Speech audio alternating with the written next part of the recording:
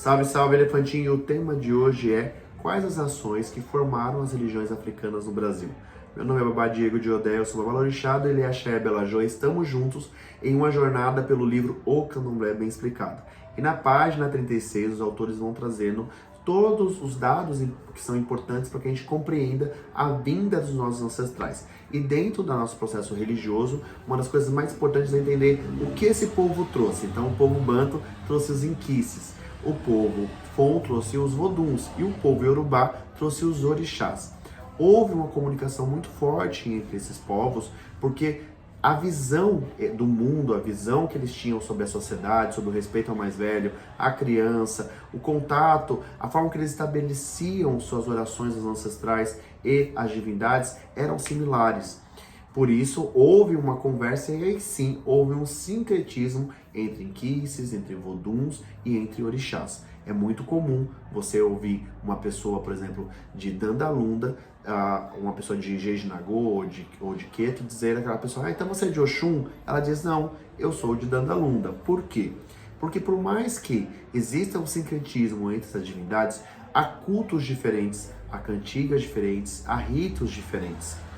As nações se abraçarem como uma só religião, o candomblé, fortalece a nossa identidade como candomblé. Mas é importante você compreender e buscar entender o que é praticado na sua casa como candomblé.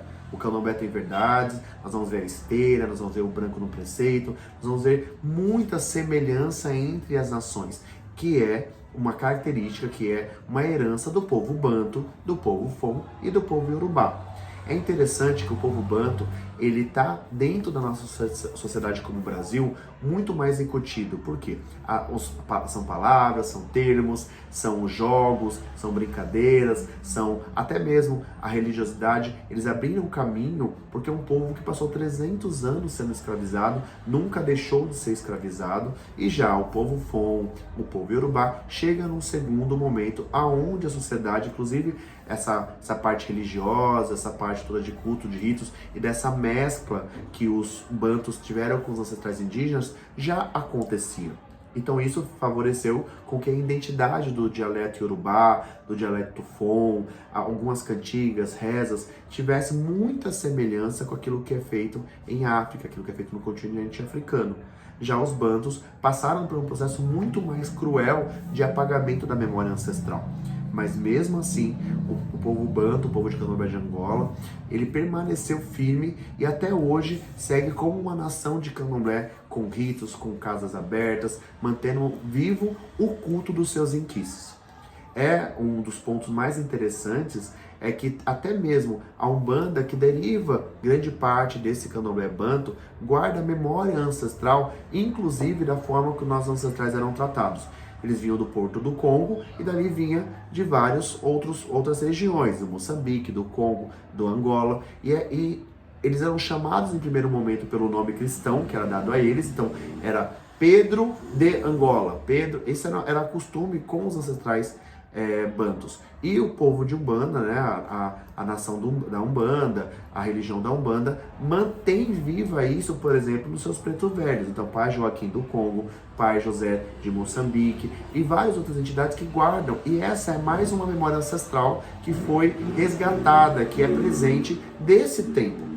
Os nossos ritos, nossos costumes passam por um processo também cristão quando a gente fala sobre um ambiente cristão, um ambiente católico. E aí vem grande parte, até mesmo das vestimentas que nós usamos, é uma característica do homem branco daquele momento.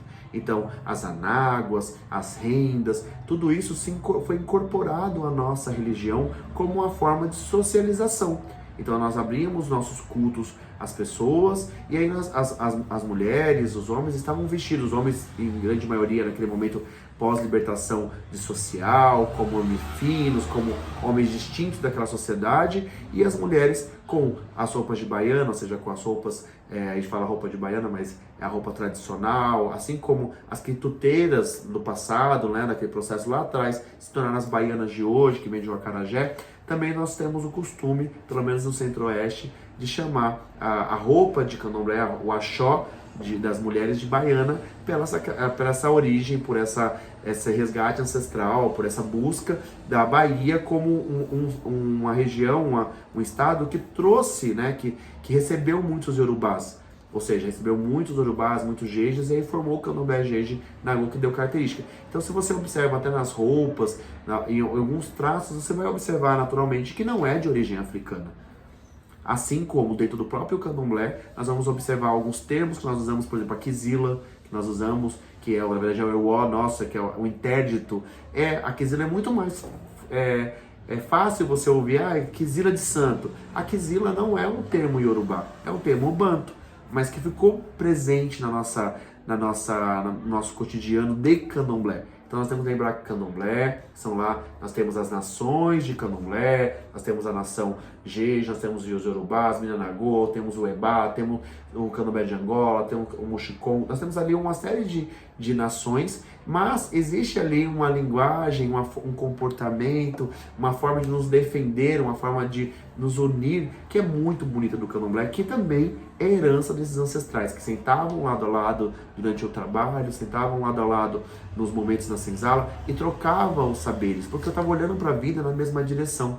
Como um homem, que a mão de obra que veio para cá era mão de obra em tempo de trabalho, ou seja, estavam num tempo, eram homens sadios, eram homens que estavam num processo onde poderiam ser força de trabalho, e isso obviamente causou um déficit na África, porque foi tirado todo esse povo ali que poderia produzir trabalho lá, foi tirado para cá, então eles estavam num momento onde eles precisavam lutar pela liberdade e pela preservação, para que eles não esquecessem a família deles, não esquecessem os deuses, as divindades, não esquecessem os ancestrais deles, e um ajudou o outro. Talvez isso fale muito sobre o que nós precisamos hoje.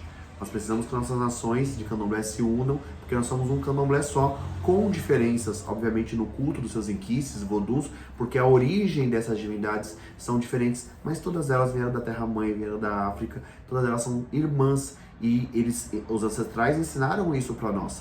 Quando eles construíram irmandades, quando eles construíram os quilombos, quando eles construíram diversos subterfúgios para poder resistir àquele processo, se libertar e manter a memória viva. Talvez essa lição possa ser utilizada hoje para nós.